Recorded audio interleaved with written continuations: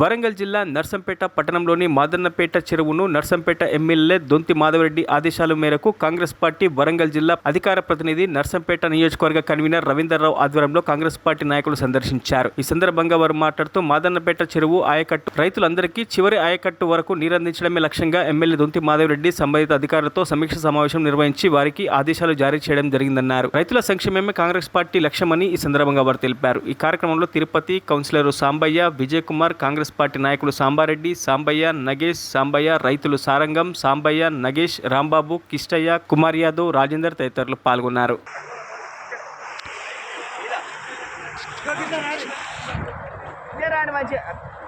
ఈరోజు నర్సంపేట పట్టణ సమీపంలోని మాదన్నపేట చెరువు కింద రబీ తైబందిగా నిర్ణయించిన ఆయకట్టుకు సాగునీరు సరిపోకపోవడం వల్ల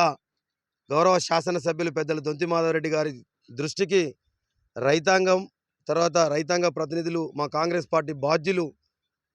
ఏ విధంగానైనా సరే ఈ పైర్లను కాపాడాలి, నోటికి చేతికందే దశలో ఈరోజు పంట వచ్చి ఉన్నది కాబట్టి ఈ రెండు తాళ్ళు ఒక తాడైనా నీళ్ళు ఇస్తే పూర్తి స్థాయిలో కూడా పంట 80 నుండి 90% అన్న చేతికందని చెప్పి రైతాంగం పేర్కొనడం, విజ్ఞప్తి చేయడం, అందులో భాగంగా గౌరవ శాసనసభ్యులు గారు పూర్తి స్థాయిలో ఏదైతే నీటిపారుదల శాఖ అధికారులతోటి, విద్యుత్ శాఖ అధికారులతోటి, గౌరవ కలెక్టర్ గారికి, తర్వాత principal secretary irrigation Anil Kumar గారు, ప్రశాంత్ జీవన్ పాటిల్ గారు, అదేవిధంగా రెండు శాఖల ఉన్నతాధికారులు, ట్రాన్స్కో ఉన్నతాధికారులతో కూడా ఎప్పటికప్పుడు మాట్లాడుకుంటూ ఈ యొక్క మోటార్లను ఏదైతే తూముకు అందకుండా చెరువు మధ్యలో ఉన్న నీటిని ఎత్తిపోసి తూములో పోసి కాలువ ద్వారా ఆయకట్టుకి ఇవ్వాలన్న ఆలోచనతోటి మోటార్లను ఏర్పాటు చేయడం జరిగింది. ఆ ఏర్పాటు చేసిన క్రమంలో ఈరోజు ఆదివారం ఉదయం మేమంతా కూడా కాంగ్రెస్ పార్టీ ప్రతినిధులతో పాటు రైతాంగం అంతా కూడా ఈ చెరువు వద్దకు రావడం, అదేవిధంగా పెద్ద కాలువ వెంబడి కూడా పరిశీలన చేయడం జరుగుతూ ఉంది. ఏదైతే 4వ రోజు ఈరోజు మోటార్లు నడపబట్టి ఒక్కొక్క మోటార్ 50 HP గల మోటార్లను 5 మోటార్లు మేము ఇప్పుడు ఇక్కడ ఆల్రెడీ 7 మోటార్లు కట్ట వద్ద పెట్టుకున్నా 4 నుంచి 5 మోటార్లను నడపడం జరుగుతూ ఉంది. ఈ 4 మోటార్లు 5 మోటార్ల ప్రెషరే ఆ తూమ్లో ఉన్న ముందు ఆ తూమ్ సైజు తక్కువ ఉండడం వల్ల ఆ ప్రెషర్గా ఇక్కడి నుంచి గుంజలేకపోతూ ఉంది. అయినప్పటికీ కూడా విశ్వ ప్రయత్నం చేస్తూ ఈ నీటిని అధికంగా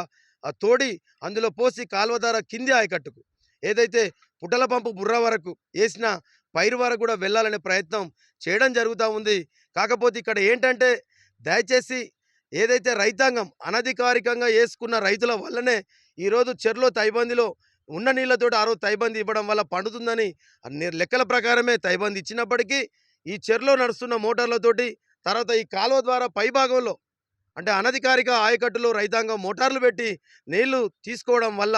ఈరోజు తైబంది ఆయకట్టుకు చివరి ఆయకట్టుకు సాగునీరు కాలువ ద్వారా చేరలేకపోతా ఉంది. కాబట్టి దయచేసి ఏదైతే గడిచిన మరిన్ని అప్డేట్స్ కోసం మా ఛానల్ని సబ్స్క్రైబ్ చేయండి.